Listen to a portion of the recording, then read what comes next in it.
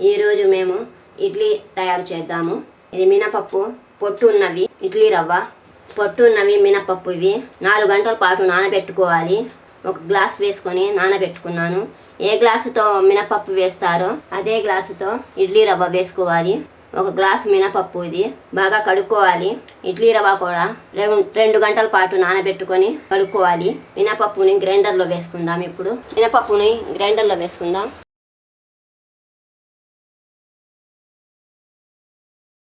ఒక glass water, 1/2 glass water. పిండి grind అయిపోయింది. చూడండి, ఇలా ఉండాలి. పిండి మెత్తగా ఉండాలి.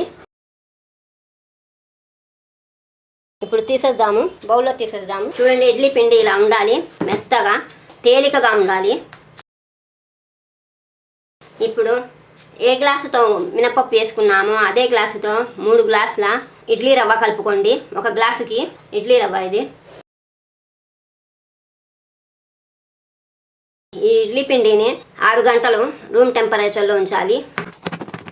రాత్రి రుబ్బుకుంటే రాత్రంతా రూమ్ టెంపరేచర్లో ఉంచుకోవాలి. బాగా కలుపుకోవాలి. ఇప్పుడు 6 గంటల సేపు రూమ్ టెంపరేచర్లో ఉంచుదాము. ఇడ్లీ పిండి పొంగింది, చూడండి, ఇలా ఉండాలి. చూడండి, ఇలా ఉండాలి ఇడ్లీ పిండి. ఇప్పుడు దీనిలో సాల్ట్ కలుపుదాము. సాల్ట్ కొద్దిగా 1 టీ స్పూన్ కలుపుకోండి. బాగా కలపండి.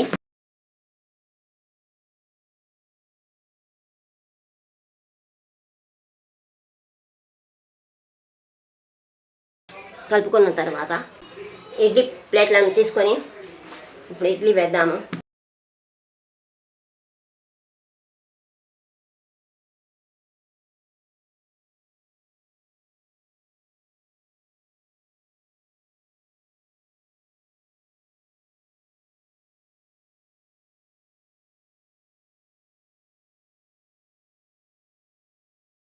పొయ్యి మీద పెట్టాను.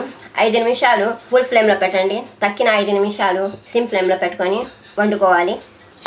చూడండి, ఇడ్లీ రెడీ అయిపోయింది. ఇప్పుడు ఇడ్లీని ప్లేట్లో తీద్దాము.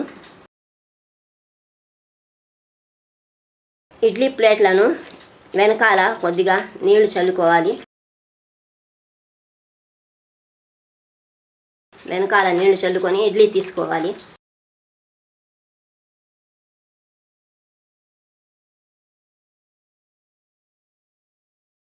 మెత్తగా ఉంటాయి, చాలా మెత్తగా ఉంటాయి. నోట్లో వేసుకుంటే కరిగిపోతాయి. చాలా మెత్తగా ఉంటాయి ఇడ్లీ. ఇడ్లీని పీనట్ చట్నీలో, అల్లం చట్నీలో తినవచ్చు. చాలా టేస్ట్గా ఉంటాయి ఇడ్లీ. ఈ వీడియో నచ్చితే లైక్ చేయండి, షేర్ చేయండి, సబ్స్క్రైబ్ చేయడం మాత్రం మర్చిపోకండి. Thank you.